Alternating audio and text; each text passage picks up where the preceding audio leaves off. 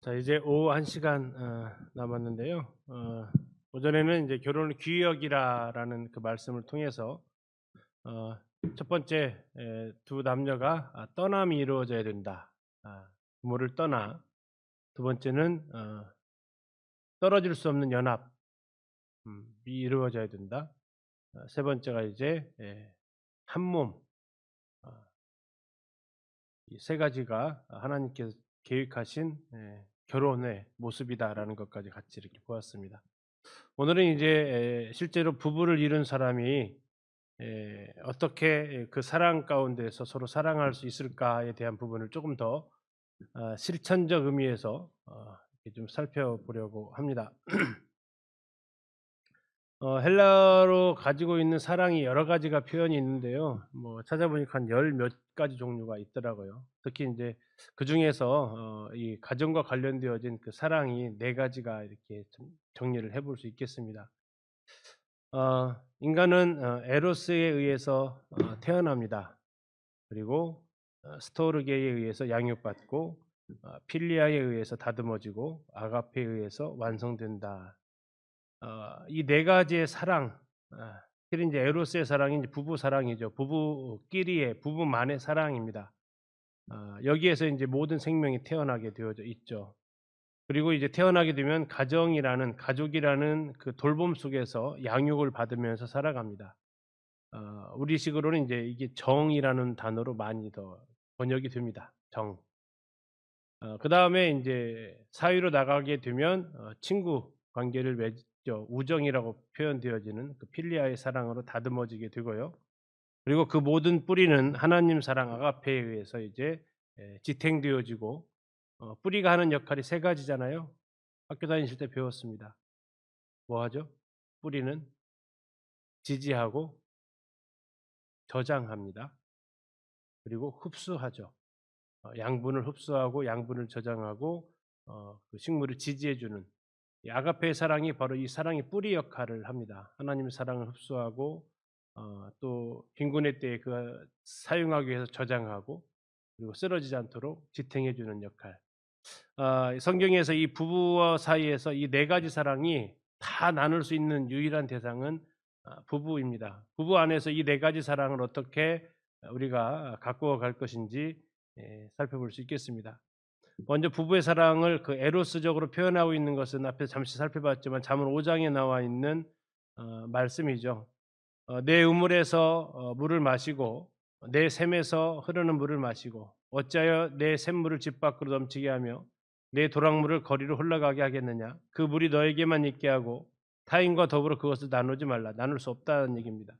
"내 샘으로 복되게 하라. 네가 젊어서 취한 아내를 즐거워하라. 그는 사랑스러운 암사슴 같고 아름다운 암노루 같으니 너는 그의 품을 항상 족하게 여기며 그의 사랑을 연모하라." 잠언에서 부부간에 나눌 수 있는, 앞에 나눠 있는 것처럼 타인과 나눌 수 없는 사랑, 오직 부부 사이에서만 나눌 수 있는 사랑, 그것은 이제 에로스의 사랑으로 어 보여집니다. 에로스의 사랑이 가지고 있는 특징이 있습니다. 정열적입니다. 본능적이고 감각적인 사랑이 되어져 있어서 또 가장 많이 왜곡되어져 있는, 이게 사랑이 전부인 것처럼 어 생각되어질 수도 있는 사랑이죠. 이 에로스의 사랑은 흔히 사랑에 빠졌다라는 감정을 불러일으키게 합니다. 그러다 보니까 상대방을 소유하고 싶은 이러한 또 욕망도 가지게 되죠. 단 이게 성적인 쾌락을 담고 있지만 성적인 쾌락을 사랑하는 건 아닙니다. 상대방을 사랑하는 것에서 구분을 하셔야 되죠. 그래서 많은 오늘날 세대에서 상대방을 사랑하는 게 아니라 상대방과의 성적인 그 상황, 성적인 즐거움을 사랑해서 원나잇의 사랑을 나누는 이런 것들로 왜곡되어지기 쉬운 사랑이 바로 이 에로스의 사랑입니다. 그러나 에로스의 사랑이 궁극적인 것은 그런 어 쾌락을 사랑하는 게 아니라 그 사람을 사랑하는 거다. 그 사람을 독점하고 싶은 거고 그 사람하고의 하나됨을 추구하는 거죠. 그래서 나는 곧 당신이라는 것으로 연결이 되어져서 제일 밑에 같이 한번 읽어 보실래요? 시작. 사랑하는 사람이 없는 행복보다는 사랑하는 사람 곁에서 겪는 불행이 낫다. 아멘이십니까? 예. 그것이 바로 인제 여러분들이 에로스의 사랑 가운데에서 주례사할 때 검은 머리가 팥불이 될 때까지 또는 표현으로 쓰거나 아프거나 병들거나 하더라도 이런 표현을 쓰죠. 그런 것이 바로 이 에로스의 사랑의 한 측면을 보여주고 있습니다. 에로스의 사랑은 배타적입니다. 둘 사이에 누가 끼어들어오게 되면 괜찮지 않습니다. 심히 불편합니다. 에로스의 사랑은 독점성을 가지고 있습니다. 이 에로스의 사랑은 모든 사람의 시선보다 한 사람의 시선을 의식하게 됩니다. 그 한 사람이 누구예요? 내가 사랑하는 그 사람입니다. 결혼을 할 때 세 번째 줄 보시면 한 여자에게 한 남자에게 매이는 것이 가장 큰 자유임을 아는 사람만이 에로스의 사랑을 하는 것이고 그 사람만이 결혼할 수 있습니다. 만인을 향해서 눈을 감고 한 남자를 향해서 눈을 뜨는 여자, 만인을 향해서 눈을 감고 한 여자만을 위해서 눈을 뜰 수 있는 남자가 둘이 만난다라는 거죠. 이걸 우리식으로 말하면 콩깍지가 씌었다라고 표현합니다. 오직 그 사람만 보이는 겁니다. 이번 이제 질의응답 중에도 이제 그런 뭐 질문 하나가 나왔는데 결혼의 레이스에서 여러분 혹시 남편이 아내한테 이런 고백을 할 때 우리 자매님들 반응을 한번 생각해 보십시오. "여보 나는 당신을 제일 사랑해요." 행복해요? 안 행복해요? 좀 이상해요? 안 행복하세요? 우리 지혜자매님, 형제님이 "여보 나 당신 제일 사랑해." 그러면 어떨 것 같아요? 예? 거짓말? 거짓말. 어떨 것 같아요? 좋아요? 우리 영창님이 그런 말 하면 어떨 것 같아요? 예. 죄송합니다. 찬영이 지금 그런 말 하면 어떻게 할 것 같아요? 자매님 반응이 어떨 것 같으세요? 괜찮으세요? 좋아요? 예. 좋으면 안 되는데. 자매님 그럴 때 바로 질문하셔야 돼요. 그럼 제 2는 누구야? 나를 제일 사랑한다고? 그럼 제 2는 누구야? 그럼 제 3도 있다는 얘기야? 나는 당신을 제일 사랑해가 아닙니다. 나는 유일하게 당신만을 사랑해. 기분 좋아하지 마시고 네. 우리 표현을 좀 조심하시고 사랑의 레이스에 다른 경쟁자를 허락하지 않습니다. 예, 남편의 지갑을 봤는데 거기에 내 아내의 사진이 있어요. 좋잖아요. 근데 아내 사진을 딱 꺼냈더니 그에 또 다른 여성이 있어요. 그래도 좋아요? 남편이 와서 한다고 "아니 그래도 당신이 제일로 첫 번째 놨다고. 당신이 제일 첫 번째에 놨다고." 용납이 안 돼요. 이 에로스의 사랑의 특징이에요. 제2, 제3은 허락하지 않아요. 유일한 사랑이에요. 그래서 하나님께서도 우리에게 말씀하시는 사랑이 그 사랑이에요. "너는 나 외에 다른 신을 내게 두지 마라."라는 겁니다. 오직 부부 사랑의 레이스에는 한 사람만이 뛸 수 있습니다. 독점입니다 이게. 너무하지 않나요? 아니요. 이것이 당연하게 여기는 사람만이 결혼하셔야 돼요. 무사람의 연인으로 살고 싶으신 분은 결혼하시면 안 돼요. 그래서 한 여인의 남편으로 한 남자의 아내로 살아갈 수 있는 그 사람만이 사랑입니다. 또 결혼하기 전에 청년들한테 부탁하는 것 중에 하나인데요. 결혼하기 전이라면 사랑하기 때문에 지켜주는 거다라는 거죠. 사랑하는데 우리 같이 여행 갈지도 못해? 예, 사랑하는데 우리 같이 잠도 못 자? 이런 게 아니고 정말 사랑한다면 뭐 하는 거다? 지켜주는 거다라는 거예요. 다시 말하면 이 에로스의 사랑은 쾌락을 사랑하는 게 아니고 상대방을 사랑하는 사랑이다. 이게 인제 상업화되어지고 뭐 영화화되어지고 하면서 에로 영화 이렇게 나오면서 막 그 성적인 것만 자꾸 부각시키는데 그렇지 않다라는 측면이죠. 그래서 지켜주고 싶은 게 사랑입니다. 그 사람을 사랑하는 겁니다. 그 사람과의 그런 관계를 사랑하는 게 아니고 그 사람을 사랑하는 거. 그래서 이것은 하나님께서 창조하셨을 때 아담과 그의 아내는 벌거벗었으나 부끄러워하지 않았다라고 하셨던, 그래서 유일하게 벌거벗을 수 있는 사람이 누구냐면 부부 사이입니다. 예. 물론 대중 목욕탕이라는 개념이 있어서 뭐 동성끼리 들어갈 수 있겠지만 여러분 사람이 본능적으로 벌거벗어서나 부끄러워하지 않을 수 있는 것은 부부 사이 이외에는 없어야 합니다. 오직 하나님이 이 안에서만 이것을 허락하셨다라는 겁니다. 다시 말합니다. 부부 사이에서만 독점적인 사랑입니다. 절대 다른 사람이 해줄 수 없는 영역이고, 따라서 두 사람이 서로에게 이 사랑을 표현하지 않으면 다른 곳에서는 에로스의 사랑을 채워줄 수 없습니다. 두 사람이 뜨겁게 피차 사랑하며 살아가야 합니다. 자, 한번 생각해 보실까요? 뭐 신혼부부이기 때문에 크게 강조 안 해도 잘하실 것 같아요. 여러분, 내 아내의 손을 내가 잡아주지 않으면 누가 잡아줄까요? 누가 잡아줄까요? 없어요. 물론 동성은 있을 수 있어요. 근데 이성인데 어떤 형제가 죄송합니다. 앞에 앉아 계시니까 만약 다른 형제님이 우리 자매님 손잡고 있으면 어떨 것 같아요? 네. 저렇게 온화하게 나오면 안 돼. 바로 화를 내셔야지. 예. 거의 괜찮은 듯한 표정으로 지금 안 되고 엄청 분노해야 이게 정상이죠. 예. 당신이 누군데 지금 이렇게 나가야 정상인 거죠. 왜요? 이건 나 외에 다른 이성이 해줄 수 없는 거다라는 겁니다. 다시 말하면 내가 손잡아 주지 않으면 잡아줄 사람이 없다는 얘기예요. 이제 내가 안아주지 않으면, 내가 키스해 주지 않으면, 내가 함께 해주지 않으면 이 사람은 그 사랑을 누구로부터 충족시켜 줄 수 없다라는 겁니다.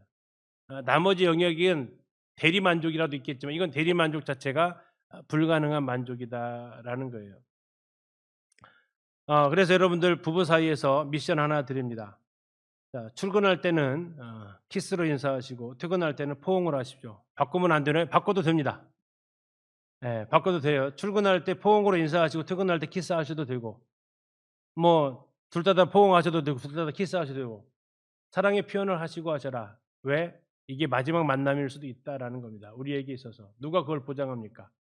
집 밖을 떠나는 그 순간, 물론 집안도 안전하진 않지만 심장마비로도 얼마든지 마무리 지을 수 있으니까. 근데 집 밖을 떠나는 그 순간 다시 만날 수 있다라는 소원을 가지고 있지만 확신은 없는 게 우리 인생의 모습이다라는 거죠. 그래서 바쁘니까 그냥 알아서 잘 갔다 와 하고 그냥 가지 마시고 한번 안아주시고 또 때려 드시면 키스도 해주시고 하시고, 어느 길을 걸 때 이제 결혼했으니까 마음껏 손잡고 다니시고 마음껏 팔짱 끼고 다니시고, 제가 결혼할 때만 해도 이 사회적인 통념이 그것을 별로 이렇게 좋은 시선으로 안 보는데 요즘 워낙 흔해져 가지고 괜찮게 되더라고요. 다음에 작은 선물로 마음도 표현해 보시고, 내 아내에게 다른 형제님이 선물 주면 어떨 것 같아요? 이제 한 번 더. 목소리 커졌어요 인제. 예. 다른 형님이 내 아내한테 선물 주면은 그럴 수 있겠지만 또 주고 또 주고 그러면은 이건 이상한 거예요. 그래서 다른 이성의 남자한테 선물 받을 기회가 거의 없습니다 이제. 그러니까 내가 해 줘야 된다. 역시 마찬가지예요. 자매님도 형제님에게 그 필요한 것들을 내가 채워 주지 않으면 채움 못 받는다라는 겁니다. 카톡 문자도 마찬가지죠. 업무상 보내는 문자 말고 가끔씩 이렇게 좀 그 흔히 말하는 F의 문자도 좀 보내시나요? T 문자 말고. 다른 이성이 못 보내주잖아요. 나만이 보내줄 수 있어요. 엊그저께 인제 저희 가족들 단톡방에 있는데 아내가 사진 한 장을 찍어서 보내줬어요. 그 햇살이 그 블라인드 창으로 탁 비치는 햇살이 너무 따뜻하다고 이렇게 해서 인제 그 베란다 문을 갖다가 사진 찍어서 인제 보내면서 인제 개인적으로 안 보는 가족들 단톡방에다가 자녀들 다 보고 있는 단톡방에다가 인제 "이런 공간에서 따뜻한 곳에서 살 수 있게 해준 당신이 고마워요." 이렇게 인제 보냈어요. 어 이제 아이들 있는 곳에 보낸 게 더 좋기도 한 것 같아, 아이들도 느끼게. 아무튼 이제 그런 것들, 그런 문자, 다른 사람이 못 보내주는 문자들이잖아요.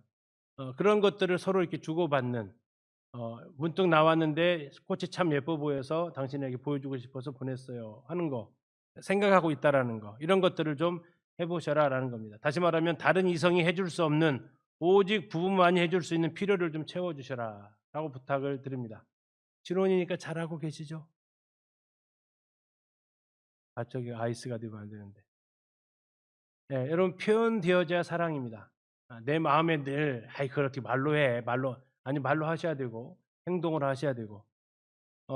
이 결혼 세미나를 제가 국제적으로도 가서 했어요. 그 캄보디아에 가서도 음 했었는데 그때 인제 그 통역하는 선교사가 도전을 받았어요.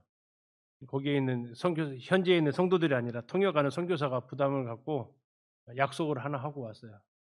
그러면서 인제 끝나고 나서 아내를 꼭 안아 주더라고. 다 성도들 다 보는 앞에서 안아 주더라고. 그래서 이유가 그래요. '나 아니면 안아 줄 사람이 없다.'라는 걸 제가 절실히 깨달았습니다. 이제 매일 안아 주겠다고. 나 아니면 내 아내를 누가 안아 주겠냐고. 지금도 실천하고 있는지는 모르겠는데 여러분들 나 아니면 안아 줄 사람 없다. 지금 내 옆에 있는 사람. 내가 많이 안아 주시고 내가 많이 표현해 주시고 하셔라라는 겁니다. 이 중에 나는 뭐 할지 생각하세요. 그리고 오늘 집에 돌아가시면서 서로 한번 이야기를 나눠 보시면 좋겠습니다. 일단 그룹 교제도 있지만 그건 그룹 교제 말고 이제 집으로 가실 때 부부 교제하시면서 우리는 저 미션 중에서 뭐 할까? 아까 말씀드렸어요. 아내가 저에게 하는 인사말이 있다라고. 기억나세요? 뭐라고 한다고요? "사랑해요. 존경해요. 고마워요." 이렇게 얘기를 하는데 표현을 하시라고요. 표현을 하셔서 여러분들이 우리만의 인사말을 좀 만들으셔도 좋고. 음. 자, 이게 에로스의 사랑입니다. 두 번째는 이제 스토르게의 사랑입니다. 우애하는 정으로 표현되어지는데 이 스토르게 사용되어진 것이 인제 로마서 12장 10 절에 나와 있는 "형제를 사랑하여 서로 우애하고"라는 표현 가운데 있습니다. 자, 이 스토르게의 사랑은 가족의 사랑입니다. 아 인간적인 한계를 가지고 있어요. 다시 말하면 주고 싶은데 못 줘요. 왜? 능력이 안 돼 가지고. 그렇지만 한없이 주고 싶어요. 아낌없이 주고 싶은 사랑이 스토르게의 사랑이고 우리는 이걸 부부를 보다는 부모를 통해서 많이 경험하면서 자라가게 됩니다. 그런데 이건 요구해서 받는 사랑이 아니라 요구하지 않아도 주어지는 사랑이에요. 그러다 보니까 뭐를 느끼게 되냐면 당연한 것으로 느껴서 그 가치를 잘 모르기도 합니다. 하는 사람도 막 '내가 큰 희생을 하고 있다.'라고 생각도 별로 안 하고 받는 사람도 '내가 큰 사랑을 받고 있다.'라고 느끼지도 않습니다. 언제 알게 된다고요? 사라지고 나면. 그래서 인제 우리 시조 중에서도 "어버이 살아실 때 섬기기를 다하여라."라고 하는 그런 시도가 있어요. 부모님 돌아가신다면 "섬기고 싶어도 못 섬긴다."라는 게 있죠. 이게 인제 바로 이 스토르게 가족의 사랑을 이야기해 주는 건데 우리나라는 인제 정이 많은 민족이라서 이걸 정으로 더 가까이 다가오기도 합니다.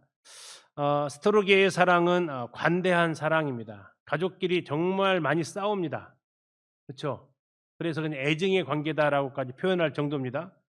그러나 위기의 상황에서는 가족 편을 듭니다. 예를 들어서 저희 5 남매가 있는데 지네들끼리는 참 지지고 볶고 싸워요.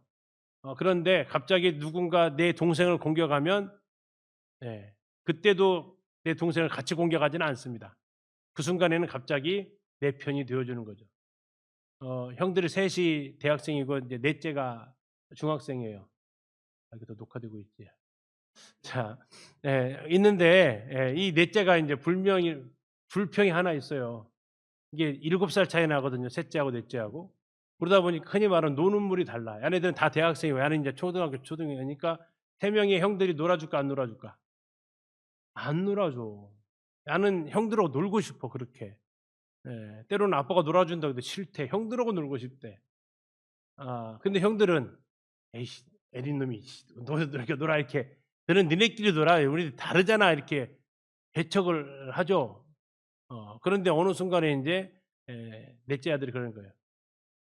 저기 우리 셋째 형 자기 7살 차이는 형 친데레래 친데레. 되게 우리한테 까칠한 것 같으면서도 은근 먹을 거 있으면 챙겨 준대. 예. 인제 그럴 때 되게 좋아라 해요. 이게 뭐예요? 이게 가족의 사랑이다라는 거죠.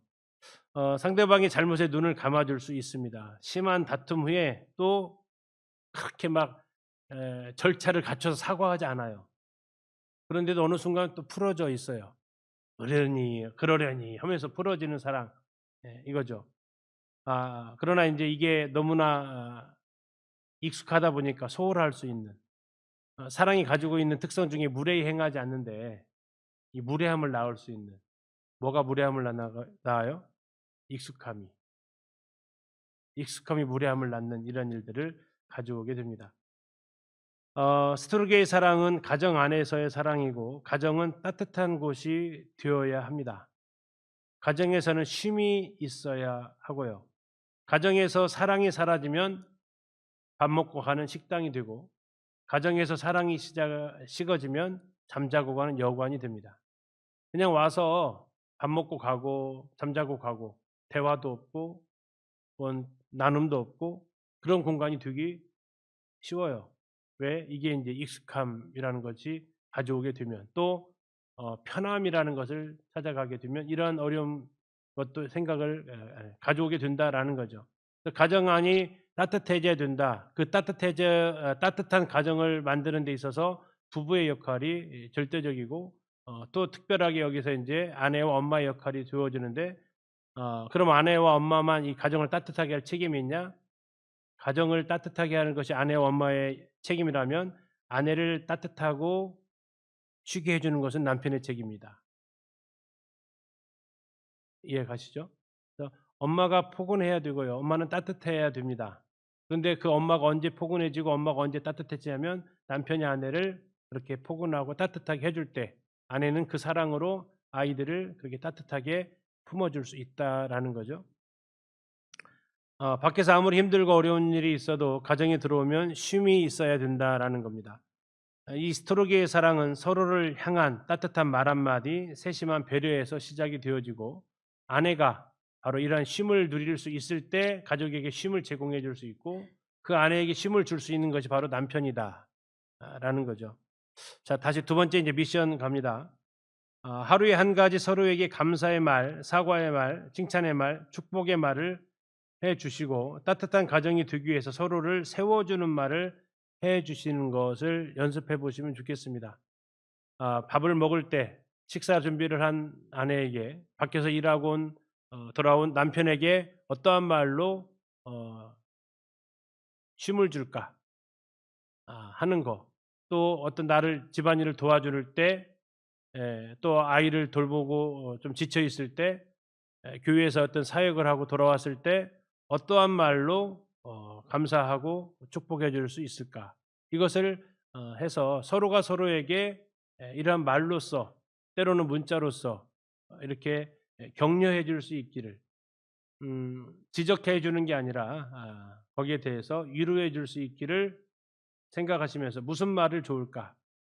그래서 인제 한번 대화를 해 주셔서 "이런 말을 들을 때 힘이 나요. 나는 이런 말을 들으면 힘이 나요." 하는 거 한번 생각해 보세요. 내 스스로도 무슨 말인지 모르는 분들이 꽤 많아요. 나는 이런 말을 들을 때 참 힘이 나요. 용기가 나요. 의욕을 얻어요." 하는 말 그리고 그 말을 배우자한테 알려 주세요. "이게 나를 힘이 갖게 하는 말이다."라고. 우리나라가 이 칭찬의 문화에 많이 약합니다.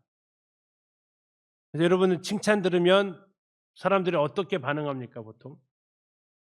누군가 나를 칭찬해요. 어떻게 반응해요? 예? 부끄러워하죠. 때로는 또 부정해요 또. 여러분은 어떻게 반응하세요? "아니에요. 뭐 별거 없어요. 네. 음식 오늘 이렇게 열심히 차려 놓으셨는데 어우 너무 맛있어요. 아이고 차린 것도 별로 없어요." 인제. 뭐 이렇게 표현을 인제 "그러지 마셔라." 라는 거예요. 여러분 칭찬도 하셔야 되고 칭찬도 잘 받으셔야 돼요. 뭐라고 하면 제일 대답을 잘하실 것 같아요?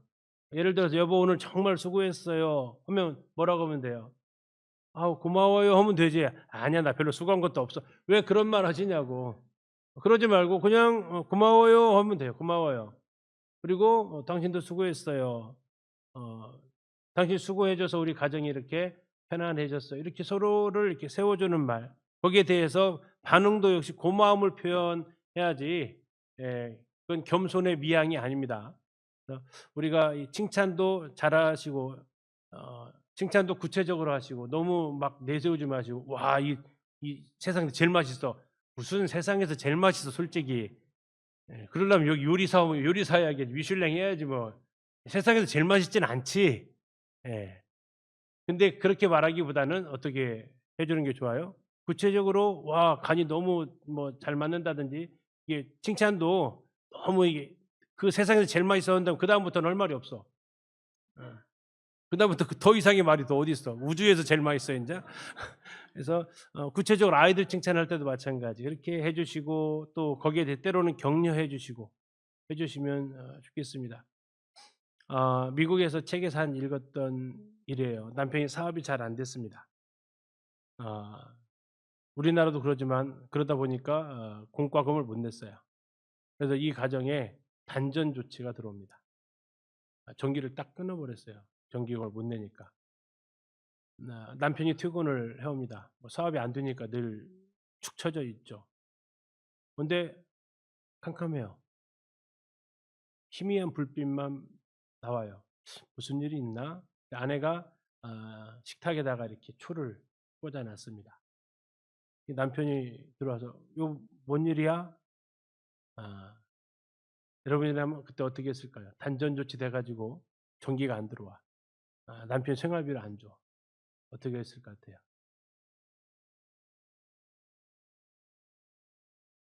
아내가 어떻게 했냐면요. "여보 수고했어요. 오늘 당신과 함께 좀 분위기 있게 식사하려고 제가 초를 준비했어요. 씻고 오세요." 그랬더니 이 남편이 흐뭇하죠.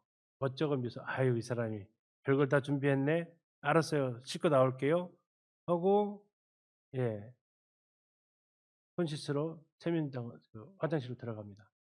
불을 탁 켰는데 불이 안 들어와요. '잘못됐나?' 껐다 켰다 하는데 불이 안 들어와요. 남편 직감하죠. '아 단전됐구나.' 근데 아내가 지금 그 얘기를 한마디로 입 밖으로 꺼내지 않아요. 그냥 "수고한 당신과 함께 분위기 있게 식사하고 싶었대요." 남편이 예 수도 가서 수돗물 틀고 옵니다. 아내의 그 배려에 예 예 감동해서 울어요. 그리고 인제 눈물소리 안 들리게 하고 싶어서 인제 물 틀어 놓고 울죠. 그리고 인제 정리하고 아내에게 와서 "여보 미안하다고 고맙다고." 그 이야기의 한 토막에 그 이야기를 이렇게 보게 됩니다. 안 좋은 상황인데도 남편이 그 가운데서 "당신 뭐 하냐."고 "전기세도 못 내주는 거 어떻게 하냐."고 그렇게 나무란다고 해서 전기가 들어올 것 같으면 뭐 할 수도 있겠죠. 근데 그런다고 전기 들어올 것도 아니잖아요. 남편 다시 용기 얻으라고 그렇게 했을 때 남편이 다시 한번 힘을 낼 수 있는 계기가 되고 그래서 남편이 다시 예 힘을 내서 사업을 다시 일으키는 그러한 계기가 되어서 자기 그 추억을 이렇게 자기 어려웠을 때 아내가 "이렇게 해 줬다."라는 이야기를 이렇게 기록으로 이렇게 남겼습니다. 그래요. 잘 나갈 때 또 칭찬 격려가 힘이 되지만 힘들 때 해 주는 그 따뜻한 말 한마디가 배우자를 다시 이렇게 용기를 갖게 해줄 수 있다라는 거. 이게 뭐예요? 그건 에로스의 사랑 아니거든요. 그건 스토르게의 사랑이에요. 세워 줄 수 있는 말. 부부의 사이에서 이게 가능하다라는 거. 가장 부부가 서로에게 응원장이 될 수 있다. 아 자매님들 왜 남편인지 아세요? 왜 남편이게요? 맨 남의 편만 들어줘도 남편이래요. 근데 앞으로 남편 두지 마시고 내 편 두시고 사십시오. 당신은 내 편이야. 남편 들지 말고 내 편이다. 그래서 우리가 서로에게 서로 적어도 다른 사람 다 믿어주지 않아도 나는 당신 믿어. 다른 사람 다 지지하지 못해도 비난해도 나는 당신을 지지해. 이게 바로 부부가 해줄 수 있는 스토르게의 사랑이다. 세 번째는 필리아의 사랑입니다. 형제 우애입니다. 너희가 진리를 순종함으로 너희 영혼을 깨끗하게 하여 거짓이 없이 형제를 사랑하게 이르렀으니 마음으로 뜨겁게 서로 사랑하라 했을 때 형제를 사랑한다라는 사랑이 필리아의 사랑입니다. 우리는 이제 우정이라는 단어로 더 가깝게 다가오죠. 필리아의 사랑은 정신적, 인격적 사랑입니다. 에로스는 벌거벗은 육체를 요구하지만 필리아는 벌거벗은 인격을 요구합니다. 필리아의 사랑은 배타적이지 않습니다. 독점적이지도 않습니다. 에로스 사랑에 제3자가 끼어들면 무지 불편하지만 필리아의 사랑은 제3자가 들어오면 더 풍성해지는 사랑입니다. 4명이 돼도 괜찮습니다. 여러분 이따가 그룹 교제하실 때 그 그룹 교제가 필리아의 사랑입니다. 그것은 함께 나눌수록 더 커지는 사랑입니다. 대신 같은 관심사를 가지고 함께 기뻐할 때 이 필리아의 사랑이 더 풍성해지죠. 바로 이 필리아의 사랑을 가장 나눌 수 있는 게 바로 부부다라는 거예요. 부부는 평생 동반자입니다.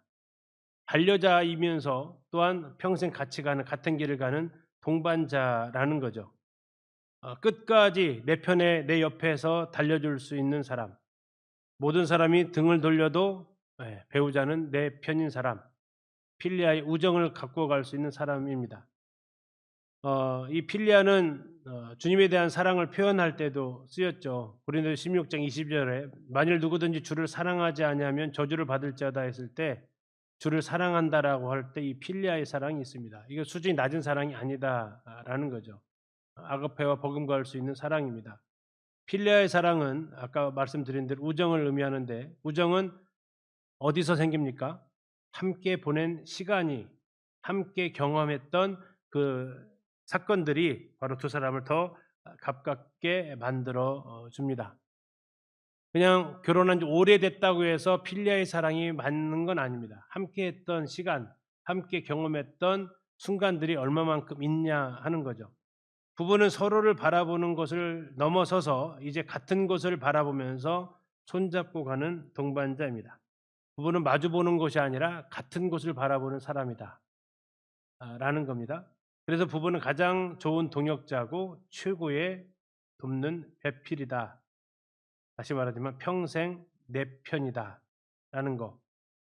그래서 남편은 아내의 도움이 필요한 사람, 아내는 남편의 보호가 필요한 사람. 남편은 아내의 도움이 필요했기에 돕는 배필로 아내를 주셨고 아내는 남편보다 더 연약하기 위해서 하기 때문에 남편에게는 아내를 귀하게 여기라고 하셨다라는 겁니다. 우리가 도와줄 때 또 우리가 귀하게 여길 때 우리가 하나님께서 서로를 향해서 그 필요를 채워줄 수 있다라는 겁니다. 자, 필리아의 사랑을 실천하기 위한 미션입니다. 한 달에 한 번은 두 사람만의 데이트를 꼭 하시기 바랍니다. 지금 아이가 없을 때는 어렵지 않습니다. 아이가 생기면 쉽지는 않습니다. 자, 아이가 생겼을 때의 대책을 미리 말씀드리자면 교회 안에서 비슷한 커플이 있으면 서로 품앗이 하시면 됩니다. 그쪽 부부 데이트하고 오세요. 우리가 애기 봐줄게요. 근데 알죠? 뭘요? 우리 데이트할 때 있으니까 그때는 좀 봐주시는 거. 서로 이렇게 품앗이 하시면서 하셔도 좋습니다. 또 가까이 부모님 계시면 부모님한테 좀 부탁드리고 다녀올 때 조그만 선물이라든지 또 이렇게 감사를 표하시면 또 좋겠죠. 아무튼 두 사람은 함께 할 수 있는 방법을 찾으십시오. 여러분이 찾을 수 있습니다. 정 그것도 없다. 그러면은 조처가정은 대부분 일꾼 형제인 부부들한테 부탁하시면 또 들어주긴 합니다. 아무튼 찾으셔야 됩니다. 자녀를 낳은 이후에도 멈추지 않을 방법을 찾아보십시오. 지금도 약속하시는데 어떻게 약속하냐면 방법입니다. 날짜로 잡는 게 좋을까요? 요일로 잡는 게 좋을까요?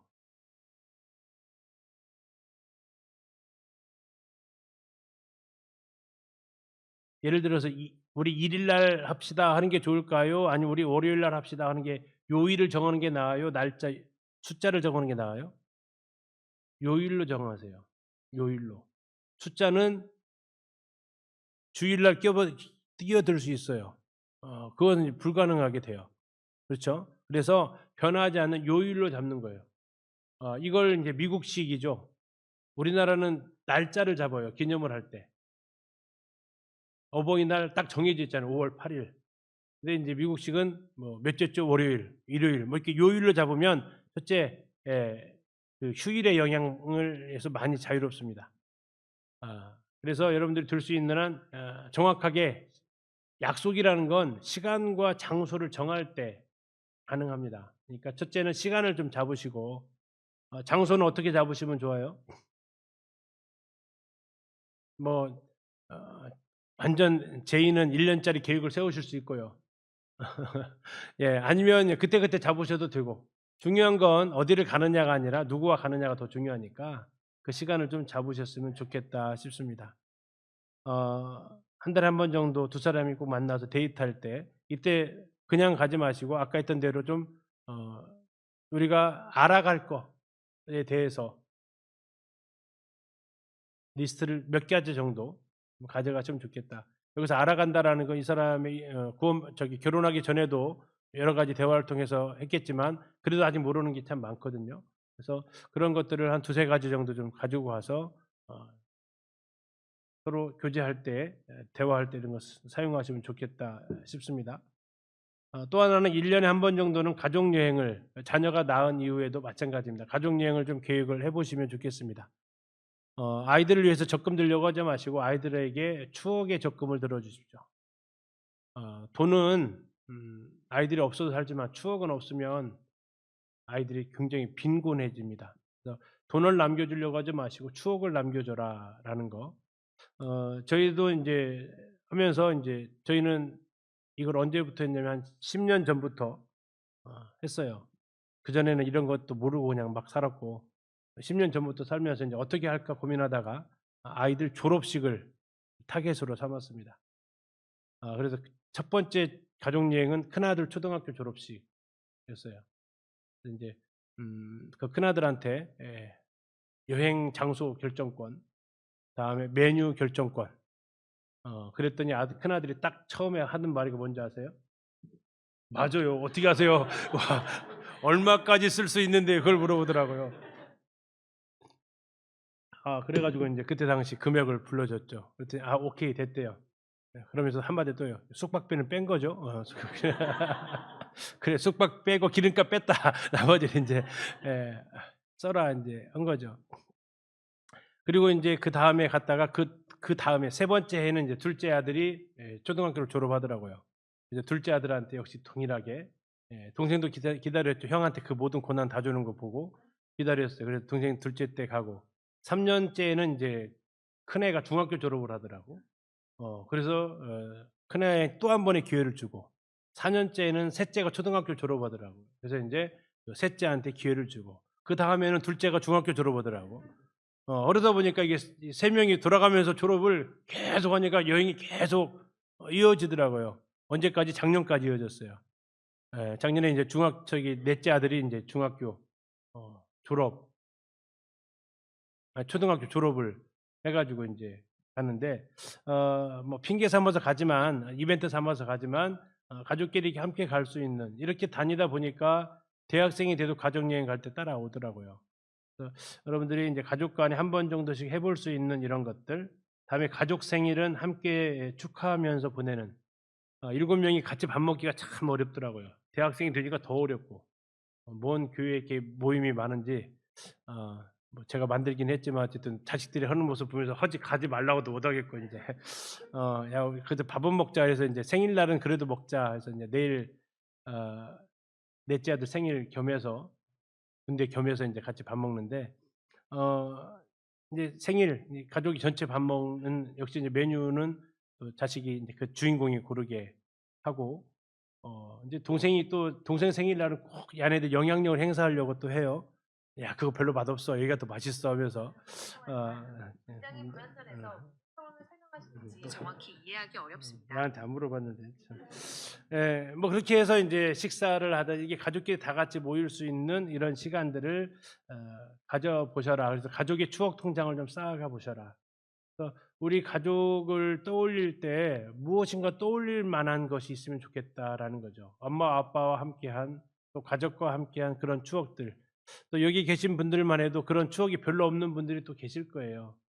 어 저도 뭐 부모님과 함께한 기억은 없어요 진짜.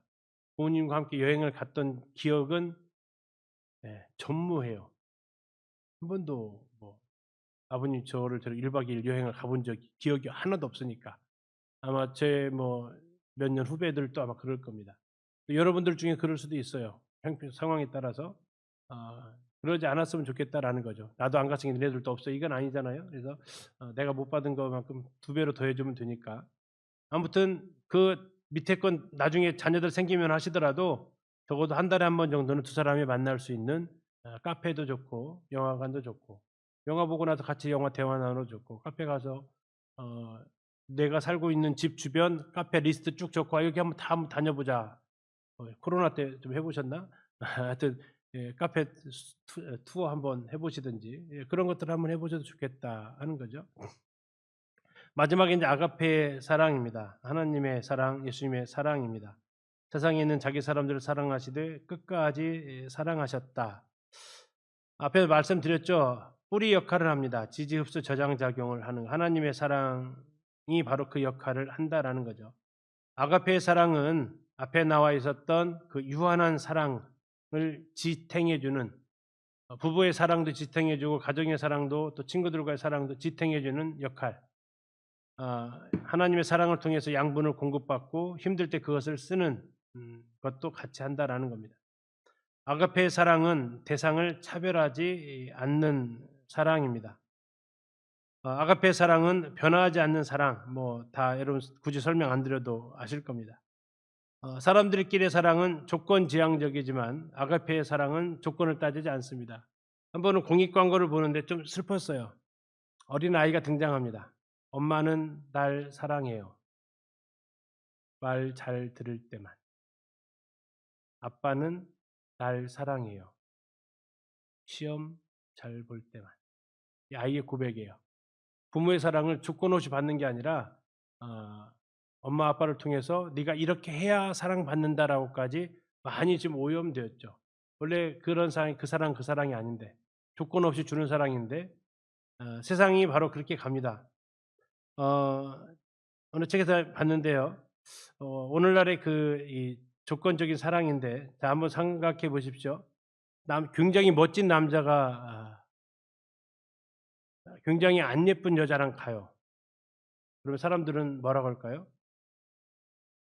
저 여자 재벌인가 봐 라고 한답니다. 굉장히 예쁜 여자가 굉장히 안 생긴 남자랑 가요. 그럼 뭐라고 할까요? 저 남자 고시 패스했나 봐.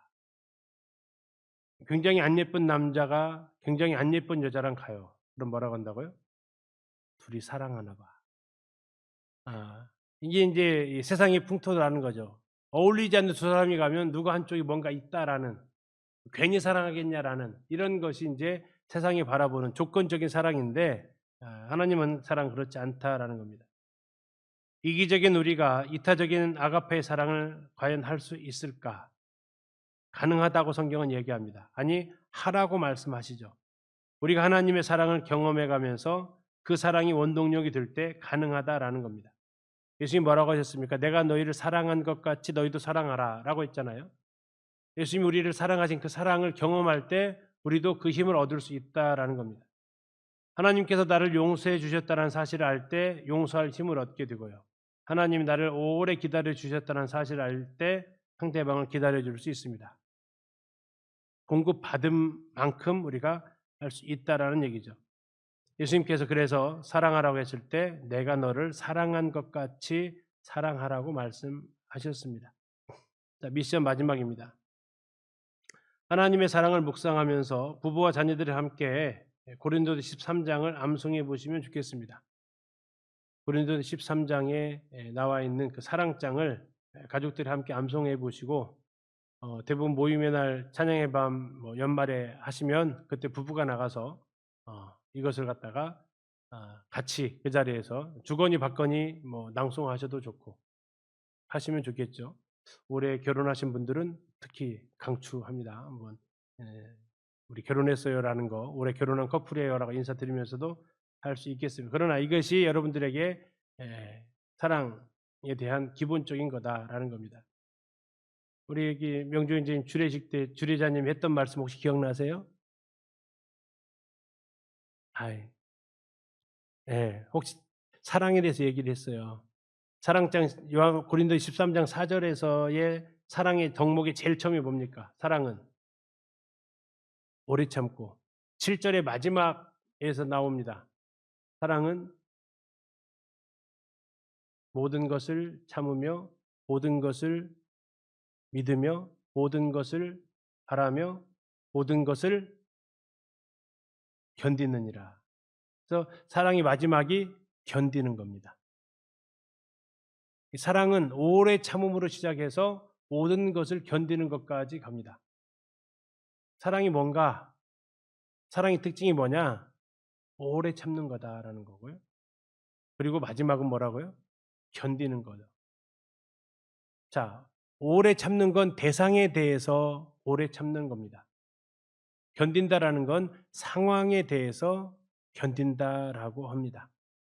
그래서 여러분들이 고린도 13장을 암송하시고 묵상하시면서 주님의 사랑, 그리고 그 사랑으로 우리가 사랑하라고 하셨으니까 그것을 같이 이렇게 교제해 보시면 좋겠습니다. 또 하나는 매주 드리는 만찬 예배에 우리 남편들과 또 결혼해서 자녀들이 예배를 준비할 수 있도록 해 주시면 좋겠습니다. 예를 들어서 이런 경우들이 있어요. 저희 교회도 있는데 형제님들이 예배 시간에 침묵의 제사장을 해요. 1년 내가야 감사 예배, 감사 기도를 별로 안 드려. 그럼 자매님들은 어떻게 하세요? 속이 터진대요. 우리 신랑은 언제쯤 입 열까? 하면 자꾸 남편만 자꾸 쳐다보고, 또 남편은 또 아내의 그 눈길이 자꾸 해가지고 자꾸 주눅 들고, 하려고 해도 나 쳐다보고 있으면 또 못 오고, 뭐 이런 서로 또 하소연을 해요. 자, 어떻게 하면은 남편이 예배 시간에 입을 열 수 있을까? 입 열지 않는 남편이 어떻게 하면 입 열 수 있을까요? 우리 자매님들 한번 아이디어. 어떻게 하면 입 열지 않는 남편이 예배 시간에 입 열어서 감사할까? 물론 여기 계신 분들은 다 입 열어서 하나님 앞에 감사하니까 그런 고민 안 하실 걸 알지만 있을 수 있어요. 자, 그럴 때 어떻게 하면 좋아요? 채근하지 마십시오. 소나기 올려놓으려고 하지 마십시오. 주님 앞에 가서 기도하신다. 물론 기도하셔야 됩니다. 그러나 실제적인 조언은 남편한테 이렇게 얘기를 해보세요. 여보, 나 예배 시간에 찬송가 305장 하나님 앞에 찬양 드렸으면 좋겠어요. 라고 얘기를 하세요. 부탁을 하시라고. 나는 못하잖아요, 여보. 당신이 좀 해주세요. 그럼 남편이 해요, 안 해요? 안 해요. 그 말 듣고 할 사람이면 진작 했어. 거의 90%안 해요. 그러면 이제 주일날 갔다 와가지고 어때요? 그냥 모른 체 하세요. 그것 좀 해달라니 그렇게 어려워요? 그것도 안 해줘. 이러면은 진짜 완전 꽝이야 이제. 더 이상 없어. 그건 못해. 그냥 못 들은 척 그냥 지나가세요. 남편은 이미 눈치 보고 있어요. 아내의 눈치. 안 했거든. 눈치 보고 있으니까 눈치 보고 있는데 거기서 뭐라고 하면 오히려 반발하니까 그냥 기도하세요. 그리고 다음 주에 한 번 더 하는 거예요. 똑같은 305장으로 하지 마시고 다른 장을 얘기해서 이번 주 묵상하는데 이 찬송가 가사가 마음에 와닿았어요. 그리고 당신 이렇게 해주면 좋겠어요.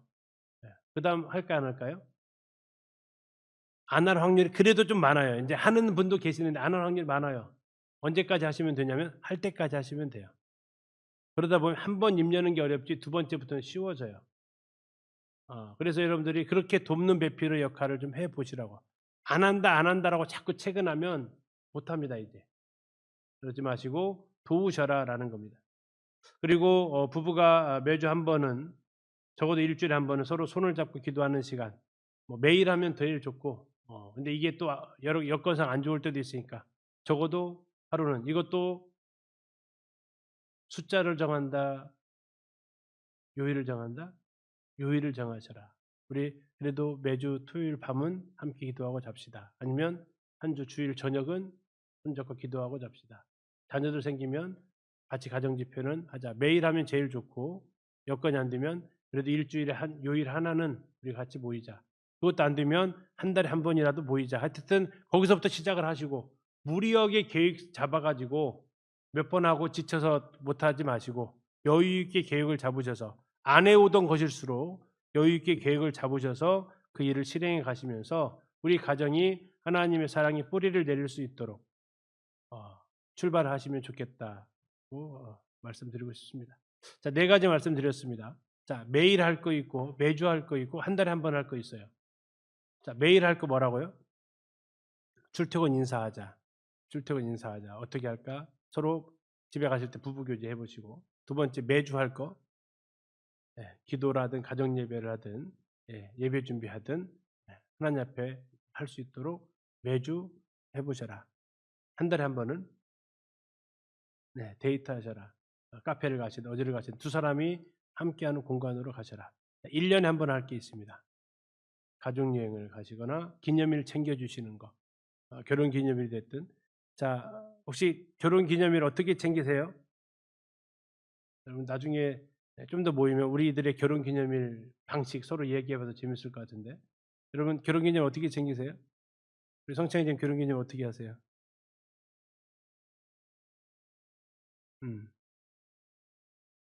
네. 아내가 챙겨요? 남편이 챙겨요? 서로 챙겨요. 그래서 아기 낳기 전에는, 아기 낳고 나서는 그냥 좀 상막해진 것 같다. 예. 부부 기념일은 아내가 챙겨요? 남편이 챙겨요?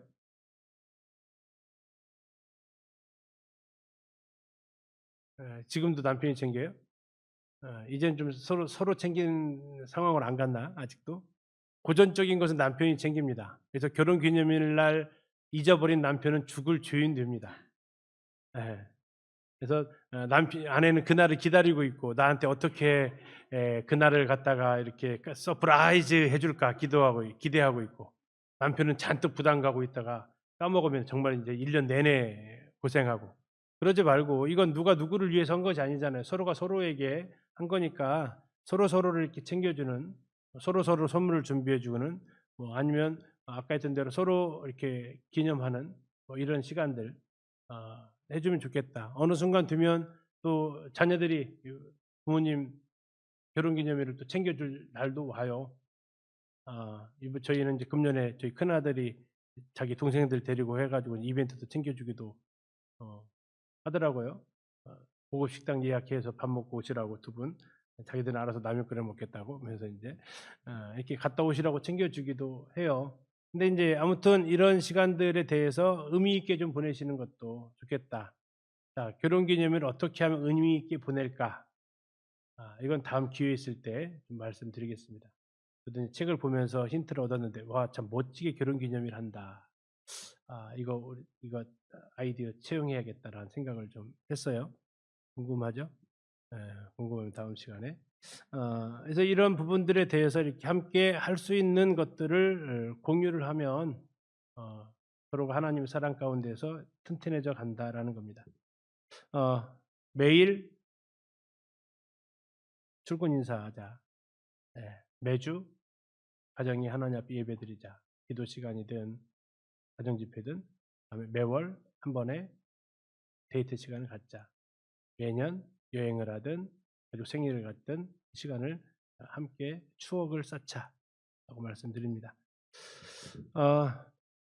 부부가 가까워질 수 있는 비결은 남편도 아내도 하나님께 다가갈 때 이 두 사람의 거리는 가까워집니다. 서로에게 가까이 가는 게 아니라 하나님께 가까이 갈 때 우리가 서로 가까운 사이가 됩니다. 자, 아까 뿌리 역할을 하는 게 뭐라고 그랬어요? 아가페 사랑입니다. 하나님의 사랑이 바로 그 뿌리의 역할을 해줍니다. 그리고 저 기둥과 같은 것은 뭘까요? 누구의 사랑일까요? 저게 이제 부부의 사랑입니다. 에로스의 사랑입니다. 이 부부만의 사랑입니다. 이 나무의 근간을 이루는 거죠. 그리고 이제 그 부부의 사랑 속에서 많은 가지가 열리게 되죠. 그게 바로 이제 스트레이의 모습이고, 거기에서 이제 이 아이들이 마음껏 세상에 나가서 사회에 나가서 그 열매를 드러냅니다. 필레의 사랑을 근거를 통해서 이렇게 한 그루의 나무를 통해서 네 가지 사랑을 같이 살펴봅니다. 이 네 가지를 다 같이 할 수 있는 건 부부밖에 없습니다. 부부가 하나님과의 가까운 교제 가운데에서 두 사람이 뜨겁게 사랑하고 가정 안에서의 서로에게 쉼을 줄 수 있는 공간, 이건 아까 격려의 메시지, 따뜻한 말 한마디라고 말씀드렸습니다.